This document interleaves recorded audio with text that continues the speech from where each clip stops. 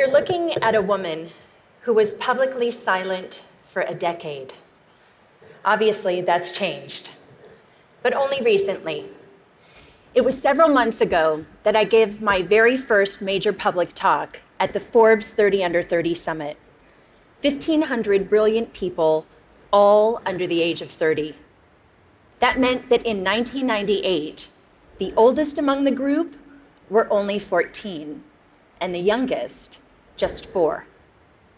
I joked with them that some might only have heard of me from rap songs. Yes, I'm in rap songs. Almost 40 rap songs. But the night of my speech, a surprising thing happened. At the age of 41, I was hit on by a 27-year-old guy. I know, right? He was charming, and I was flattered, and I declined. You know what his unsuccessful pickup line was?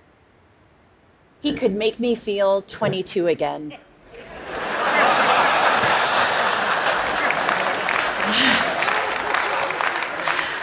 I realized later that night, I'm probably the only person over 40 who does not want to be 22 again.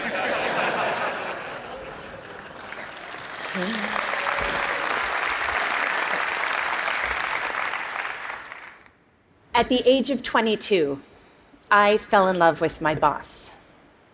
And at the age of 24, I learned the devastating consequences. Can I see a show of hands of anyone here who didn't make a mistake or do something they regretted at 22? Yep, that's what I thought. So like me, at 22, a few of you may have also taken wrong turns and fallen in love with the wrong person, maybe even your boss. Unlike me, though, your boss probably wasn't the President of the United States of America. Of course, life is full of surprises. Not a day goes by that I'm not reminded of my mistake, and I regret that mistake deeply. In 1998, after having been swept up into an improbable romance, I was then swept up into the eye of a political, legal, and media maelstrom like we had never seen before. Remember, just a few years earlier, news was consumed from just 3 places: reading a newspaper or magazine, listening to the radio, or watching television. That was it. But that wasn't my fate. Instead, this scandal was brought to you by the digital revolution. That meant we could access all the information we wanted, when we wanted it, anytime, anywhere. And when the story broke in January 1998, it broke online. It was the first time the traditional news was usurped by the internet for a major news story. A click that reverberated around the world. What that meant for me personally was that overnight, I went from being a completely private figure to a publicly humiliated one worldwide. I was patient zero of losing a personal reputation on a global scale almost instantaneously. This rush to judgment enabled by technology led to mobs of virtual stone throwers. Granted, it was before social media, but people could still comment online, email stories, and of course, email cruel jokes. News sources plastered photos of me all over to sell newspapers, banner ads online, and to keep people tuned to the TV. Do you recall a particular image of me, say, wearing a beret? Now, I admit I made mistakes, especially wearing that beret. But the attention and judgment that I received, not the story, but that I personally received, was unprecedented. I was branded as a tramp, tart, slut, whore, bimbo, and of course, that woman. I was seen by many, but actually known by few. And I get it. It was easy to forget that that woman was dimensional, had a soul, and was once unbroken. When this happened to me 17 years ago, there was no name for it. Now we call it cyberbullying and online harassment. Today, I want to share some of my experience with you, talk about how that experience has helped shape my cultural observations, and how I hope my past experience can lead to a change that results in less suffering for others. In 1998, I lost my reputation and my dignity. I lost almost everything, and I almost lost my life. Let me paint a picture for you. It is September of 1998. I'm sitting in a windowless office room inside the Office of the Independent Counsel, underneath humming fluorescent lights. I'm listening to the sound of my voice on surreptitiously taped phone calls that a supposed friend had made the year before. I'm here because I've been legally required to personally authenticate all 20 hours of taped conversation. For the past 8 months, the mysterious content of these tapes has hung like the sword of Damocles over my head. I mean, who can remember what they said a year ago? Scared and mortified, I listen. Listen as I prattle on about the flotsam and jetsam of the day. Listen as I confess my love for the president and, of course, my heartbreak. Listen to my sometimes catty, sometimes churlish, sometimes silly self being cruel, unforgiving, uncouth. Listen deeply, deeply ashamed to the worst version of myself, a self I don't even recognize. A few days later, the Starr Report is released to Congress, and all of those tapes and transcripts, those stolen words, form a part of it. That people can read the transcripts is horrific enough. But a few weeks later, the audio tapes are aired on TV and significant portions made available online. The public humiliation was excruciating. Life was almost unbearable. This was not something that happened with regularity back then in 1998. And by this, I mean the stealing of people's private words, actions, conversations, or photos, and then making them public.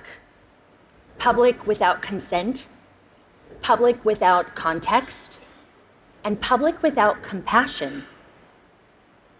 Fast forward 12 years to 2010, and now social media has been born. The landscape has sadly become much more populated with instances like mine, whether or not someone actually made a mistake, and now it's for both public and private people. The consequences for some have become dire, very dire. I was on the phone with my mom in September of 2010. And we were talking about the news of a young college freshman from Rutgers University named Tyler Clementi. Sweet, sensitive, creative Tyler was secretly webcammed by his roommate while being intimate with another man. When the online world learned of this incident, the ridicule and cyberbullying ignited. A few days later, Tyler jumped from the George Washington Bridge to his death. He was 18.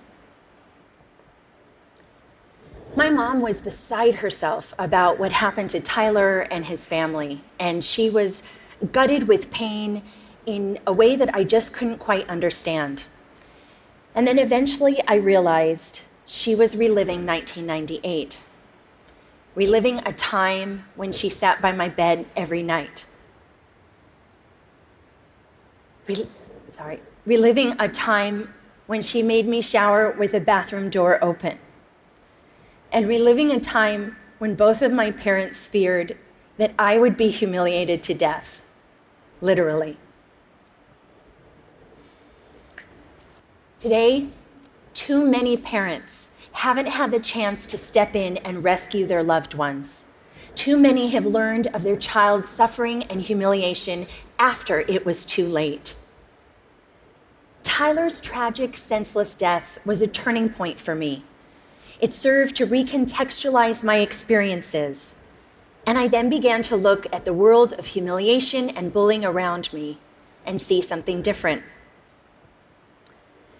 In 1998, we had no way of knowing where this brave new technology called the internet would take us. Since then, it has connected people in unimaginable ways, joining lost siblings, saving lives, launching revolutions. But the darkness, cyberbullying, and slut-shaming that I experienced had mushroomed.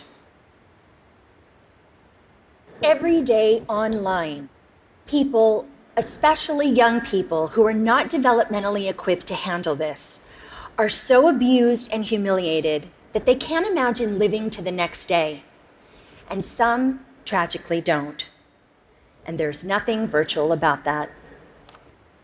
Childline, a UK nonprofit that's focused on helping young people on various issues, released a staggering statistic late last year.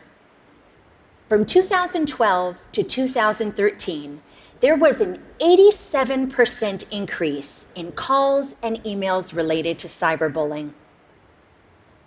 A meta-analysis done out of the Netherlands showed that for the first time, cyberbullying was leading to suicidal ideations more significantly than offline bullying. And you know what shocked me, although it shouldn't have, was other research last year that determined humiliation was a more intensely felt emotion than either happiness or even anger. Cruelty to others is nothing new. But online, technologically enhanced shaming is amplified, uncontained, and permanently accessible. The echo of embarrassment used to extend only as far as your family, village, school, or community. But now it's the online community too. Millions of people, often anonymously, can stab you with their words, and that's a lot of pain. And there are no perimeters around how many people can publicly observe you and put you in a public stockade.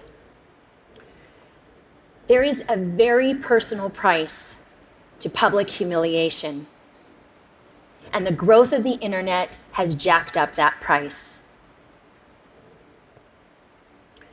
For nearly 2 decades now, we have slowly been sowing the seeds of shame and public humiliation in our cultural soil, both on and offline.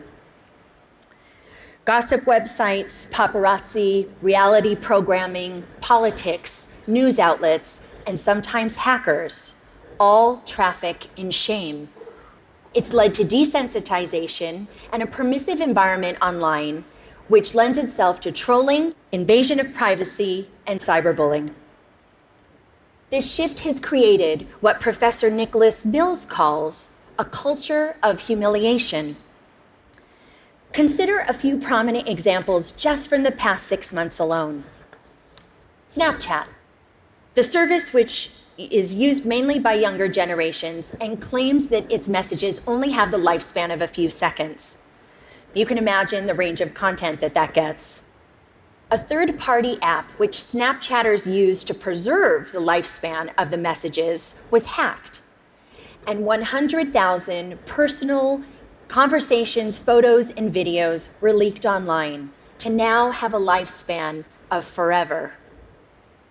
Jennifer Lawrence and several other actors had their iCloud accounts hacked, and private, intimate nude photos were plastered across the internet without their permission. One gossip website had over 5 million hits for this one story.